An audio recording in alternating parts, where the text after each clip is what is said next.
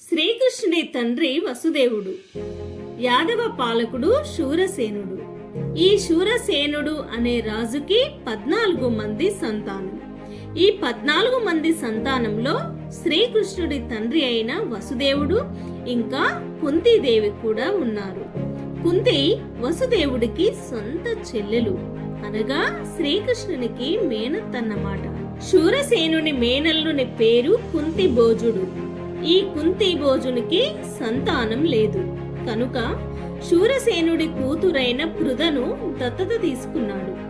కుంతిభోజుడు దత్తత తీసుకున్నాడు కాబట్టి పృథ పేరు కుంతిగా మారింది. కుంతిభోజుడు కుంతిని అల్లారు ముద్దుగా పెంచుకోసాగాడు. ఇంటికి ఎవరైనా వస్తే కూతురిని పిలిచి ఆమె చేత వారికి పాదాభివందనం చేయించేవాడు. పరిచర్యలు మొదలైన సేవలు చేయించేవాడు. తన కూతురిని ఆశీర్వదించవని మహర్షులను అర్థించేవాడు.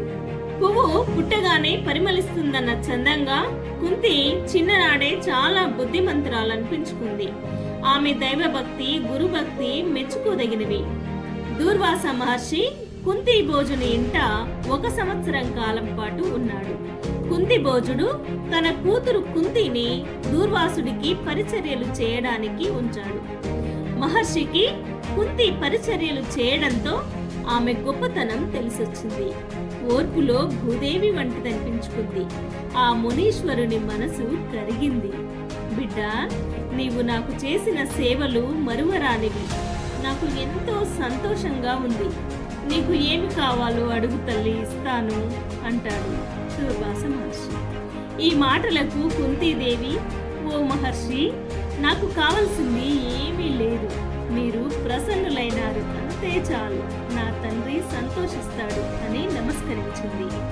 అప్పుడు మహర్షి, నీవు పసిదానవు, అడగలేకపోతున్నావు కాబట్టి నీకో మంత్రం ఇస్తాను, తీసుకో. ఆ మంత్రం జపించి నువ్వు ఏ దేవుడిని పిలిస్తే ఆ దేవుడు నీ దగ్గరకు వస్తాడు. అంతేకాదు, నువ్వు కావాలనుకుంటే వారి ద్వారా సంతానం కూడా పొందగలవు అంటాడు. కుంతీదేవి మంత్రాన్ని స్వీకరిస్తుంది. దూర్వాస ముని కుంతిని ఆశీర్వదించి వెళ్ళిపోతాడు. ఒకరోజు కుంతీదేవి సూర్యభగవానుడిని పొద్దుపొడుపు శోభను చూస్తూ ఉంది. సూర్యుడు ఎంత అందంగా ఉన్నాడు స్వామి, నీలాంటి తేజస్సుతో కూడిన సుందరమైన కుమారుడిని నాకు ప్రసాదిస్తావా అని తనకు తెలియకుండానే అప్రయత్నంగా దూర్వాసుడిచ్చిన మంత్రాన్ని జపించింది. వెంటనే సూర్యుడు ప్రత్యక్షమవుతాడు. సూర్యుడు ఎంతో సౌమ్యంగా ప్రసన్నంగా ఉన్నాడు. ఆ దివ్య పురుషుని చూసి కుంతీదేవి భయపడింది, పారిపోవాలని చూసింది. ఇది గమనించిన సూర్యుడు ఇలా అంటాడు, నీవు కోరిన వరం ఇయ్యడానికే వచ్చాను అని బుజ్జగిస్తాడు. దానికి కుంతి, స్వామి, నాకు ఒక మహర్షి ఈ మంత్రాన్నిచ్చాడు. దానికున్న శక్తి నాకు తెలియదు. ఊరికే చూద్దామని ఉచ్చరించాను, అంతే. ఇంత పని జరుగుతుందని ఊహించలేదు. అజ్ఞానంతో అలా చేశాను, నన్ను మన్నించండి అంది. కానీ సూర్యభగవానుడు వినలేదు. నేను కన్యను, గర్భవతినైతే నా తల్లిదండ్రులు, చుట్టుపక్కల వారు చూసి నవ్వుతారు. నేను బ్రతకలేను అని దుఃఖిస్తుంది. అప్పుడు సూర్యభగవానుడు ఇలా అంటాడు, నీకు లోకోపవాదం రాదు అని చెప్పి వెళ్ళిపోతాడు. ఇలా కుంతి సూర్యభగవానుడికి కలిగిన సంతానమే కర్ణుడు. కర్ణుడికి పుట్టుకతోనే చెవులకు రత్నకుండలాలు, శరీరమంతా వజ్ర కవచము ఉండి 2వ సూర్యుడిలాగా వెలిగిపోతున్నాడు. ఇంతటి సూర్య తేజస్సుతో వెలిగిపోతున్న శిశువు లోకంలో ఎవరికైనా జన్మిస్తాడా? నాకు జన్మించాడు. నేను కన్యను. వీడు నా కొడుకని చెప్పుకోలేను. ఏమి చేయాలి అని లోపల కుమిలిపోయింది కుంతి. లోకం తనను చెడుగా భావిస్తుందనే భయం ఆమెను చుట్టుముట్టింది.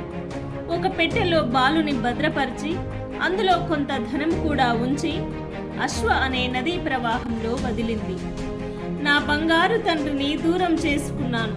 అయ్యో భగవంతుడా, ఆ మునీశ్వరుడు నాకెందుకు ఈ వరం ఇయ్యాలి? నేనెందుకు సూర్యభగవానుడిని కోరాలి? నాకెందుకు ఈ పుత్రుడు జన్మించాలి? ఈ తేజోవంతుడు పుట్టుకతో చెవులకు కుండలాలు వజ్ర కవచము కలిగినవాడు. నేను చేతులారా నదిలో త్రోశాను, నా బంగారు కొండను కాదనుకున్నాను అని దుఃఖిస్తూ అంతఃపురానికి వెనుతిరిగింది. ఆ పెట్టె అశ్వనదిలో అంచెలంచెలుగా ప్రయాణించి గంగా నదిలోనికి ప్రవేశించింది.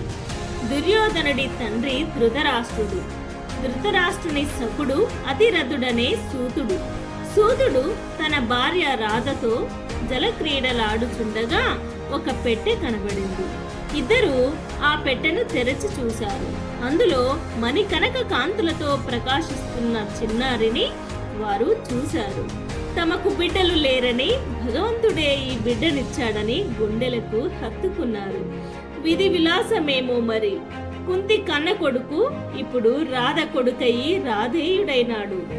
కర్ణుడి పెంపుడు తండ్రి అయిన సూతుడు కొడుక్కి అస్త్ర విద్యలను నేర్పమని ద్రోణాచార్యుని దగ్గరకు వెళతాడు. ద్రోణుడు కర్ణుడికి సకల విద్యలను నేర్పిస్తాడు.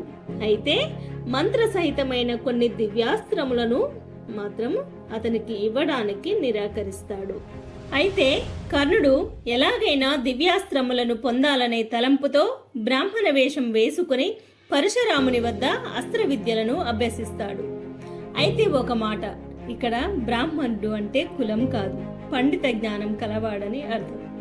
అయితే కర్ణుడు బ్రాహ్మణుడు కాడని తెలుసుకున్న పరశురాముడు, నాకు అబద్ధం చెప్పి నా దగ్గర విలువిద్యలు నేర్చుకున్నావు కాబట్టి ఆపత్కాలంన తాను ఉపదేశించిన మహాస్త్రములేవీ ఫలింపవని శాపాన్ని ఇస్తాడు.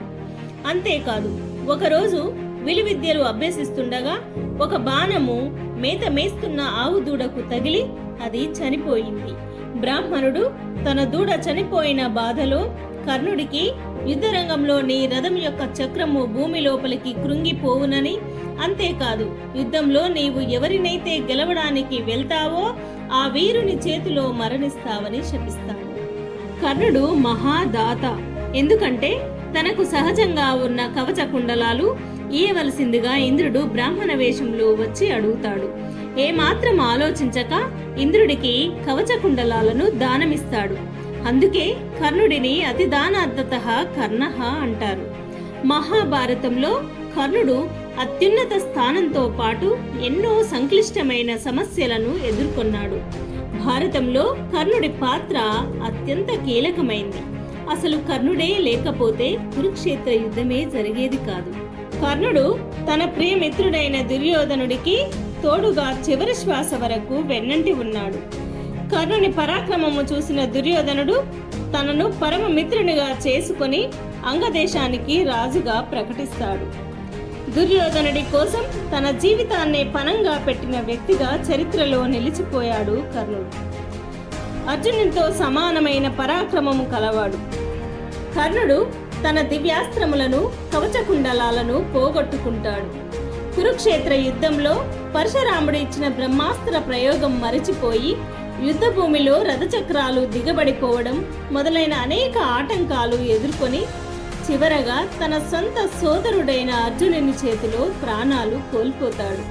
కర్ణుని గురించి పూర్తిగా తెలుసుకున్న తర్వాత మనలో ఏదో తెలియని బాధ, గౌరవం, అయ్యో పాపం అనిపించే భావనలు కలుగుతాయి. ఎన్నో ఉత్తమోత్తమ సద్గుణాలను, వీరత్వాన్ని కలిగిన ధీరుడు, శూరుడు కర్ణుడు. అయితే కేవలం దుర్యోధనుడు అనే ఒక నీచుని సాంగత్యం వల్ల చెడ్డ పేరుతో పాటు మరణాన్ని కోరి తెచ్చుకున్నాడు. దుర్యోధన కర్ణుని మిత్రత్వం చూసినప్పుడు మిత్రుడంటే ఇలా ఉండాలనే భావన మనలో కలుగుతుంది. అయినంత మాత్రాన మనము కర్ణుడిని ఆదర్శంగా తీసుకోవాల్సిన పని లేదు. ఎందుకంటే అతను ఒక మంచివానితో స్నేహం చేయలేదు, ఒక దుర్మార్గుడైన దుర్యోధనుడితో మిత్రత్వాన్ని కలిగి ఉన్నాడు.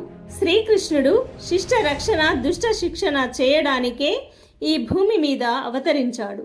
భగవాన్ శ్రీకృష్ణుడు కర్ణుడితో అధర్మ పక్షాన నిలబడడం నీ వంటి సద్గుణాలున్న వీరపురుషునికి తగదని, ఇప్పటికైనా ధర్మవీరులైన పాండవుల పక్షాన పోరాడమని అడుగుతాడు. కర్ణుడు వినలేదు. అధర్మాన్ని అనుసరించే వారి పక్షాన ఉంటే అదే వారిని అధపాతాళానికి తొక్కేస్తుంది. చెడ్డవారితో స్నేహం చేస్తే మనము చెడ్డవారిగానే మిగిలిపోతాం.